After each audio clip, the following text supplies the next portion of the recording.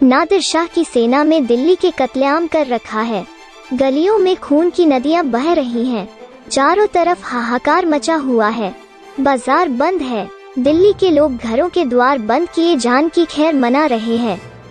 किसी की जान सलामत नहीं है। कहीं घरों में आग लगी हुई है, कहीं बाजार लुट रहा है। कोई किसी की फरियाद नहीं सुनता। रईसों की बेगमें महलों से निकाली जा रही है और उनकी बेहुरती की जाती है। ईरानी सिपाहियों की रक्त पिपासा किसी तरह नहीं बुझती।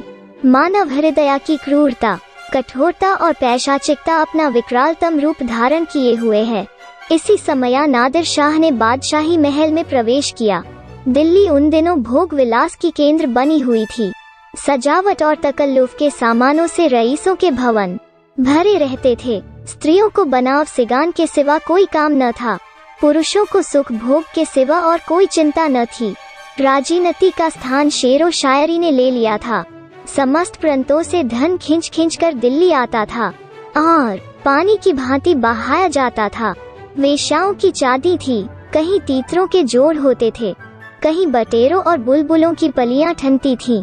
सारा नगर विलास निद्रा में मग्न था। नादिर शाह शाही महल में पहुंचा तो वहां का सामान देखकर उसकी आंखें खुल गईं। उसका जन्म दरिद्र घर में हुआ था। उसका समस्त जीवन रणभूमि में ही कटा था। भोग विलास का उसे चस्का न लगा था। कहाँ रण क्षेत्र के कष्ट और कहाँ यह सुख साम्राज्य। जिधर आंख उठती थी उधर से हटने का नाम न लेती थी। संध्या हो गई थी। नादिर शाह अपने सरदारों के साथ महल की सैर करता और अपनी पसंद की सचीजों को बटोरता हुआ दीवाने खास में आकर कारचोबी मसनद पर बैठ गया। सरदारों को वहां से चले जाने का हुक्म दे दिया।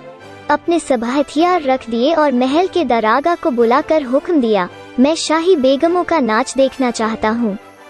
तुम इसी वक्त उनको सुंदर वस्त्राभूषणों से सजाकर मेरे सामने लाओ। खबरदार, जरा भी देर न हो। मैं कोई उज्र या इनकार नहीं सुन सकता। दो दारोगा ने यह नादिर शाही हुक्म सुना तो होश उड़ गए। वो महिलाएं जिन पर सूर्य की दृष्टि भी नहीं पड़ी कैसे इस मजलिस में आएंगी। नाचने का तो कहना ही क्या, शाही बेगमों का इतना अपमान कभी न हुआ था। हाँ नरपिशाच, दिल्ली को खून से रंग कर भी तेरा चित्त शांत नहीं हुआ। मगर नादिर शाह के सम्मुख एक शब्द भी जबान से निकालना अग्नि के मुख में कूदना था।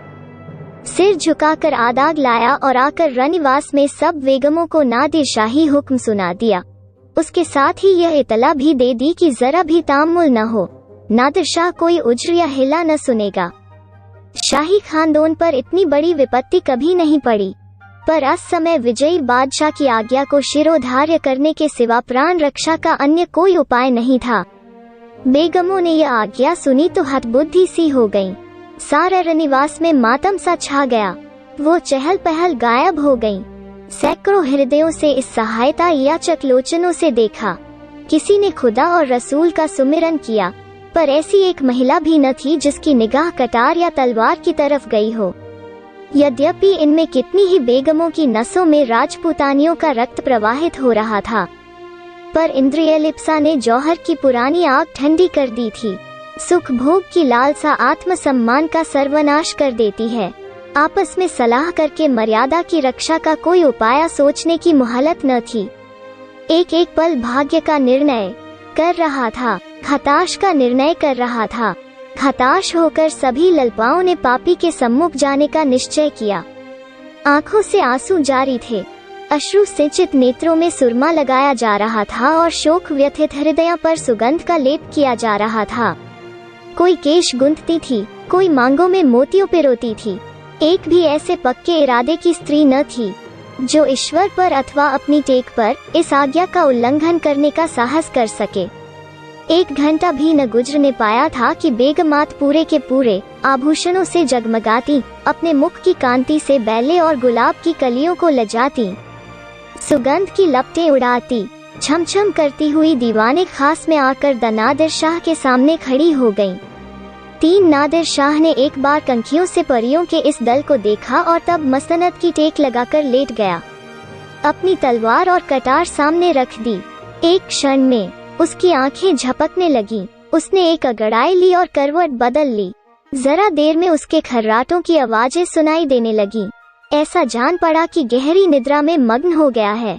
आध घंटे तक वो सोता रहा और बेगमें ज्यों की त्यों सिर नीचा किए दीवार के चित्रों की भांति खड़ी रहीं।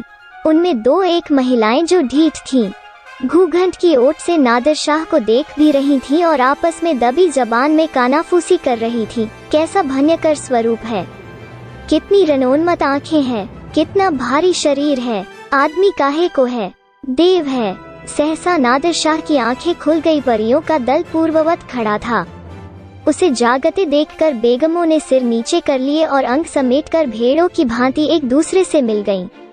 सबके दिल धड़क रहे थे कि अब यह जालिम नाचने गाने को कहेगा, तब कैसे होगा, खुदा इस जालिम से समझे। मगर नाचा तो न जाएगा, चाहे जान ही क्यों न जाए। इससे ज्यादा जिल्लत अब न सही जाएगी। सहसा नादिर शाह कठोर शब्दों में बोला, ए खुदा की बंदियों, मैंने तुम्हारा इम्तिहान लेने के लिए बुलाया था और अफसोस के साथ कहना पड़ता है कि तुम्हारी निस्बत मेरा जो गुमान था वो हर्फ ब हर्फ सच निकला। जब किसी कौम की औरतों में गैरत नहीं रहती तो वो कौम मुर्दा हो जाती है। देखना चाहता था कि तुम लोगों में अभी कुछ गैरत बाकी है या नहीं, इसलिए मैंने तुम्हें यहाँ बुलाया था। मैं तुम्हारी बेहुरामली नहीं करना चाहता था।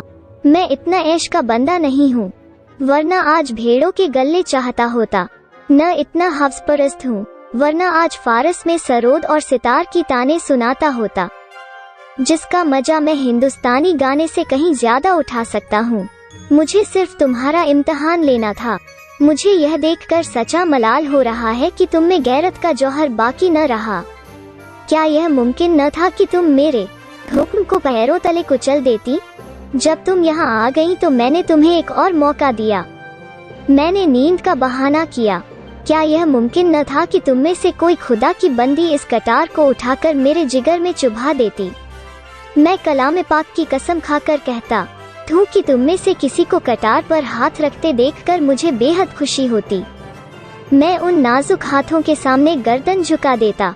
पर अफसोस है कि आज तैमूरी खानदान की एक बेटी भी यहाँ ऐसी नहीं निकली जो अपनी हुर्मत बिगाड़ने पर हाथ उठाती। अब यह सल्तनत जिंदा नहीं रह सकती। इसकी हस्ती के दिन गिने हुए हैं। इसका निशान बहुत जल्द दुनिया से मिट जाएगा। तुम लोग जाओ और हो सके तो अब भी सल्तनत को बचाओ, वरना इसी तरह हवस की गुलामी करते हुए दुनिया से रुखसत हो जाओगी।